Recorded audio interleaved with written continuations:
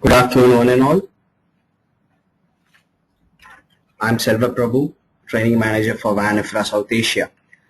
I will be your organizer for this webinar.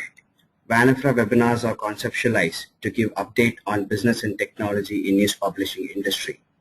The first topic of the webinar is Global Roundup on Digital News Business. It's always important to understand where do we stand in the whole scheme of things.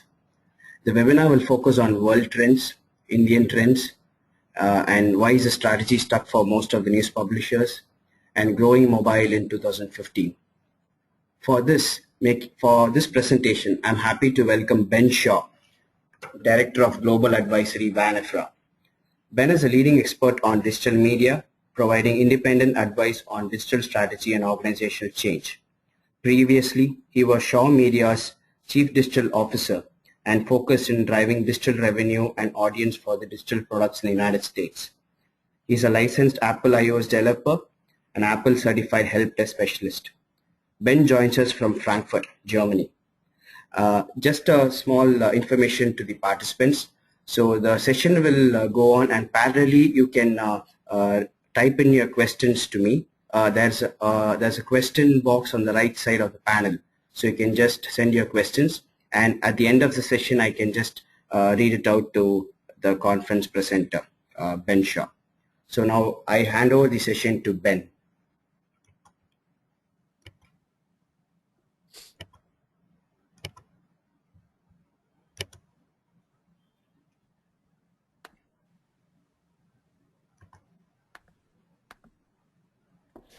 So good morning. I trust that everyone can hear me well enough.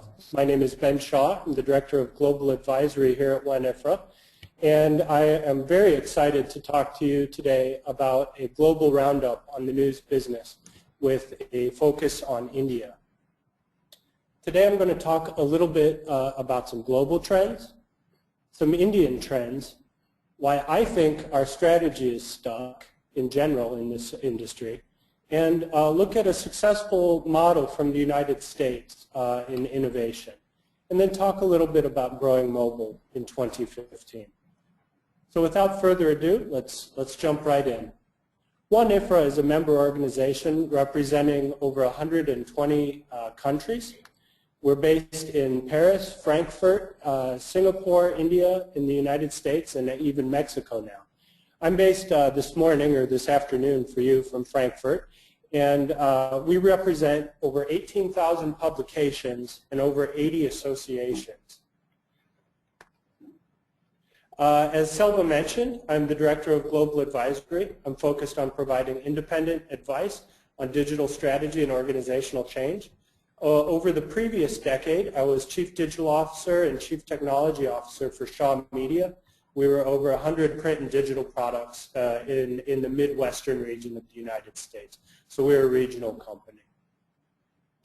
So getting right in, global newspaper revenue was over 163 billion US dollars. That's twice the size of the film entertainment industry and triple the size of the global music revenue. And we're even larger than all global consumer and educational book publishing revenues still. We are a vibrant industry. Globally, print circulation is down 2% over the last 5 years, with a 2% growth over the previous year. A lot of that growth is actually in Southeast Asia and South America. So thank you for that, India. Print advertising has decreased globally about 13% over the last 5 years and 6% over the last year.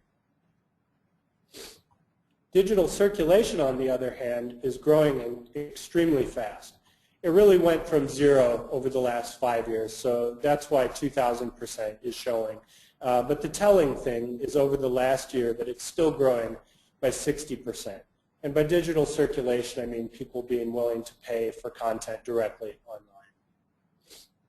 Digital advertising is still growing very strong, 47% increase over the last 5 years and 11% over the last year. Globally, advertising revenue still makes up about $7 to $10 billion more than circulation revenue. But we think we're going to see that even out in future years for press transfer. Audiences are definitely increasingly ready to pay for content. Whether it's on mobile, on the web, people are much more willing to pay directly for their digital content. And here again is digital advertising with a strong growth rate. But we have to be careful because maybe the increase is not keeping up with the rest of the market growth. And you need to be careful that you're not losing market share, even though you look like you're having strong year-over-year growth. So here's some digital advertising trends in India. Online ad spending in the Indian market is likely to grow by 30% in 2015. And the total online ad spend was 11.5% of the total Indian ad market combined, which is worth about US $5 billion. Search and display, of course, take the majority of this share. But the fastest growing are mobile and social. Video is also growing quickly as well. Video advertising grew by 56% last year. Mobile grew by 46%, and social grew by 41%. They're definitely performing the best. So if when you look at your own profit and loss statement, you're accepting slower growth in digital because it's maybe not core to your business or you have other problems that you really need to attend to, you're actually giving that media space over to other players. And oftentimes they would be pure play Indian players, online players. And you may not have the lead time that Western publishers had due to the extremely fast rise of mobile usage.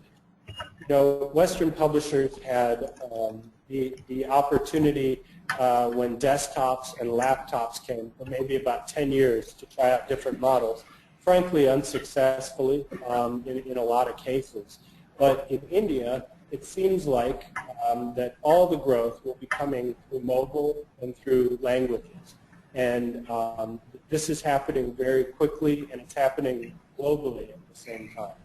So I think you're only going to see quicker overall growth. Globally speaking, digital gains aren't making up for the print losses. For every dollar that we're gaining in digital revenue, $7 are being lost in print revenue. This is newspaper advertising revenue adjusted for inflation from 1950 to 2013. Unfortunately, that red line is digital and anything else that we have tried. It is not changing the overall structural shift in the industry. So here are some more global trends. On average, there is one device connected globally per person. In many places, there's more. The Netherlands actually has 3.6 connected devices per person. Smartphone usage is increasing everywhere, with a very high usage in Singapore of over 85%. And the frequency of internet usage is growing and has already reached 50% of the population in many countries. In Japan, 95% of the population goes online every day. This is the saturation point where a lot of Western publishers in Northern Europe, the United States, and Canada started to see the fundamentals of the business change once saturation got to about 50%. Right now, that's not the case in India. Less than 1/5 of the Indian population is connected to the internet, but it is growing extremely rapidly. And it actually already rivals the second largest internet market, which is the US, as far as number of people. So this is something that's changing, and it will begin to affect the fundamentals of your business, maybe not within 2 years, but certainly within 3 to 5 years. Social media usage is high among internet users everywhere. Turkey leads the pack at 92% of the online population using some form of social media. And in India, I would say that you could use social and mobile interchangeably. Facebook tells us that 90% of their 112 million internet users, Indian internet users, access a site from a mobile device. And then Google+, Twitter, and LinkedIn follow respectively in size. So social is very much a mobile activity. Everywhere, not just in India, mobile and video are the main drivers of global ad spend growth. This is something that's not coming to India. This is something that exists in India. So to recap briefly, mobile, social, and video are the growth drivers, very similar to other regions. Indian internet usage has really begun to reach the tipping point where you're going to see the fundamentals of your news business start to change. India is not going to follow a historical pattern with a 3 to 5 year lag from the West. Mobile is changing everywhere all at once, and you need to be growing your mobile business now. And your digital unit should be achieving a 30% growth year over year. I realize that's a very aggressive number, but this is what's projected to happen in the Indian market. And if you're not growing at the same pace, then you're losing market share. So why is strategy stuck? I know I've been guilty of this in the past, and I hear a lot of other publishers that are guilty of this. We're obsessed with finding a one-to-one replacement for our old business model. Newspapers worked for 150 years, sometimes longer in India. And we want to find that one other thing that is going to sustain our newsroom. Unfortunately, now it's rare for a company to maintain a truly lasting advantage. Our competitors and our customers have become unpredictable, and whole industries have just become amorphous. In a world where competitive advantage often evaporates in less than a year, you cannot afford to spend months at a time crafting a single long-term strategy because it's simply not going to last. To stay ahead, I would say that you need to constantly start new strategic initiatives, building and exploiting many transient competitive advantages at once. Now, I'm not saying just to go run and try a bunch of different things. These need to be well thought out, well executed, smaller strategies. And individually, even though you know they're going to be temporary, these are advantageous as a portfolio and can keep your company in the lead over the long run. So how can you structure your business to capitalize on digital growth and capitalize on multiple transient advantages? I'd like to bring up the case study of a very successful regional company in the United States called Deseret. Deseret Digital News, for the last 5 to 7 years, has been disrupting themselves and have been very successful at it. Their CEO, Clark Gilbert, and their team, including Chris Lee, their president for Deseret Digital Media, feel that there's two transformations happening in our business all at once. There is transformation A, which is moving from their legacy organization, is finding ways to reposition their existing newspaper and finding ways to dramatically lower the cost. And then there's a completely separate transformation, which is a completely separate digital organization with a separate P&L statement, separate management structure that hires people that are trying to disrupt the business. Now they have a sophisticated capabilities exchange to make sure that these two organizations don't become siloed, but they're not trying to make the existing legacy staff recreate the new digital future. They're having another team, a well-funded, well-managed other team doing that. By executing this strategy, they've been able to double the sales in their legacy department. They have grown their newspaper significantly. Meanwhile, they've cut the dependence on the legacy channels by half. So they've been able to significantly grow their digital revenue and grow their print revenue. And this year, they're actually going to surpass their print legacy revenues with digital revenues. And I believe that that'll be a first in the United States. So if you choose to focus on one thing in digital in 2015, make it mobile. If it's not already, your mobile audience is soon going to be the vast majority of your digital audience. And to focus on that, I think you really need to diversify away from display sources. By all means, have part of every display sale be on mobile, but really focus on mobile-ready revenue sources. Things like native advertising or sponsored content looks great on mobile, looks great on desktop, and you don't have to do anything different. It's already ready for mobile. The same with coupons and deals. The same with travel bookings, direct consumer paid transactions. These are just a few ideas of ways that you can create revenue that works just as well on mobile as it does on desktop pages.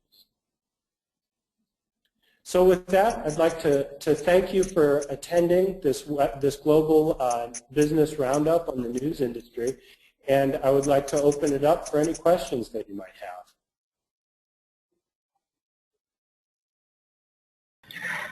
Thank you, Ben, for the wonderful presentation. Yes, we do have a few questions. The first one is from a participant, and the question is as you during your presentation stated that you need to focus on mobile in 2015, and mobile is basically used by young readers. But however, the younger generation surfing habits are different. Most of them are glued to social media. Would you explain how to draw their attention towards mainstream or mainstream media? In this process, many digital editions of news houses adding social buttons to their website. So the basic question is how to attract young readers to their mainstream websites.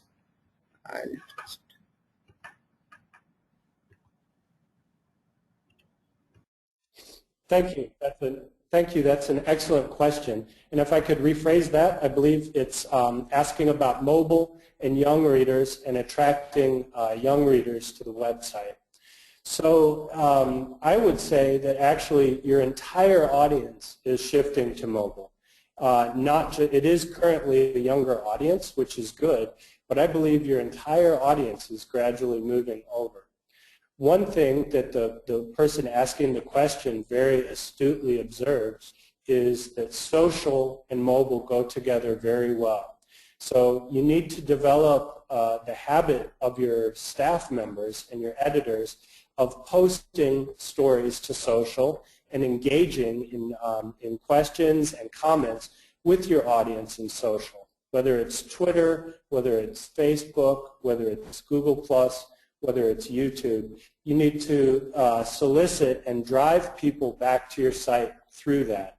Many people are not going to be using your homepage anymore, and your homepage is really going to be the various social news platforms. So you need to really have a good structure of how you write your headlines, and you need to actively solicit engagement on those platforms. Thanks, Ben.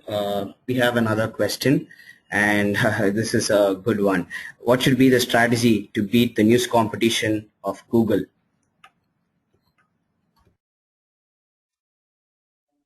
That is an excellent question. I would ask an open question whether this is a direct competition with Google or if this is a very tenuous partnership.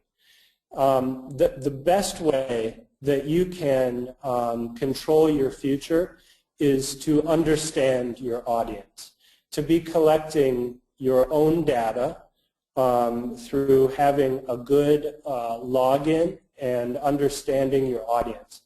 as you begin to understand your audience, you can learn what types of content they would like better, and you can learn how to engage with them in more meaningful ways.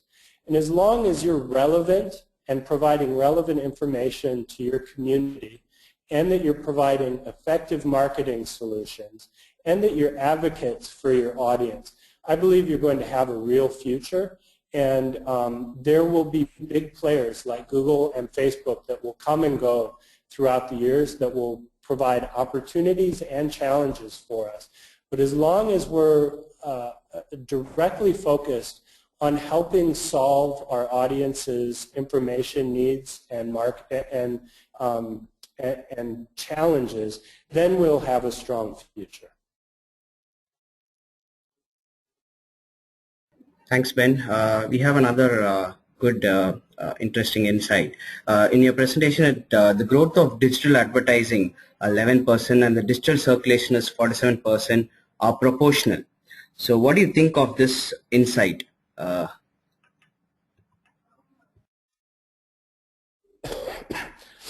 sorry, could you repeat the question? I believe it's about a proportionate growth over 5 years and over the 1 year growth. Is that correct? Yes. The insight is like the digital advertising is increasing and the digital circulation is also increasing, are proportional. So what do you think of this trend?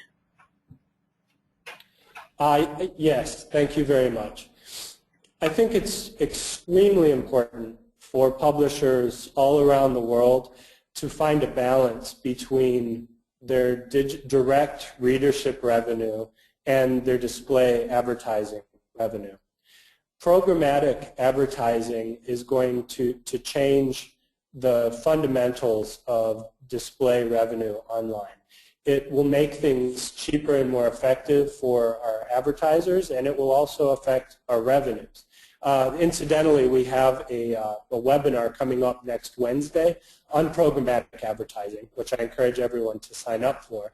But because of the rise of that and the fact that display advertising on mobile is more disruptive than it is on the desktop, publishers really need to focus on growing their digital circulation revenue. So I would think that we need to do a better job of quickly growing the digital circulation revenue, and that in years in the future in World Press Trends, we would actually want to see that digital circulation trending faster to overtake the display revenue numbers. We have another question. So when you mean mobile, how effective are apps compared to websites? Do those who download apps really use them consistently?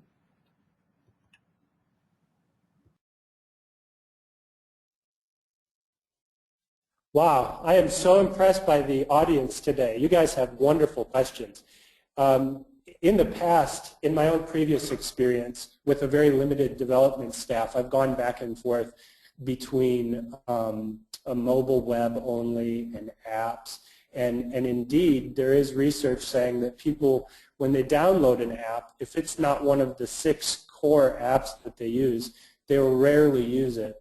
I would say that it's extremely important to have both, and that you can do both mobile web and app in a number of cost-effective ways, the main one being a hybrid HTML5 app. The reason that you need to do both is if you don't have mobile web, you're giving up a lot of search traffic and a lot of social traffic that is just basically passive income for you if you have a display network on it. But with the app, you're able to be much more relevant to your customers. You can provide location-based services. You can provide geo-targeting. You can allow for personalization at a level that you could not on the mobile web. So I think in 2015, you really need both.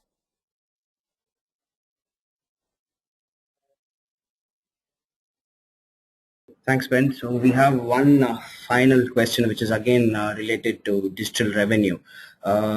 He asks, digital revenue is proportional to page views, but at times stories are not done to get page views and not necessarily done on news value. So what's your take with respect to this question?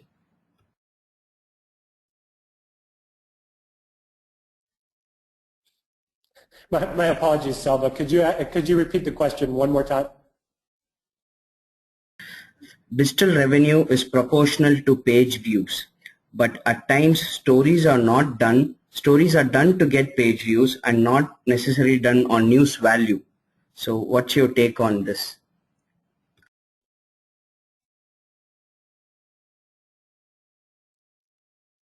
Wow, again, another excellent question. I think it's a very dangerous road indeed to just chase page views. You only get what you measure, and so if you're only asking your editors for page views, that's how they're going to go about getting the news for the day budgeted and written. I think that we also need to look at who our core customers are and the number of people that come back multiple times in a day. So we should be asking not only for page views, but we should also be tracking how our sites perform on pages per visit, repeat visits a day, and time on site per visit. And that way, I think we're encouraging a much healthier a type of content being written and type of design than just kind of the junk food sensationalist headlines that get people to click, but over the long run maybe make it less attractive for them. I would also say that a lot of people are starting to look at selling campaigns based on engagement. I know when I launched native advertising at Shaw Media with our other digital revenue people, that we sold on the number of people that were actually going to spend at least a minute with it. So we didn't sell the native advertising on this many impressions or this many page views are going to be seen. We said, for this much money a month, this many people are going to spend at least this much time on it. And if the story wasn't performing, then it was on us to push it out more to social or to change its position on the section front page. So I definitely think that you need to look at other ways than just page views for tracking your revenue.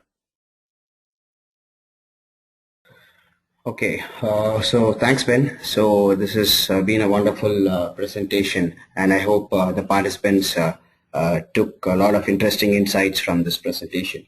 So since we have a short time, so we couldn't take some more questions, and I hope this webinar was very interesting.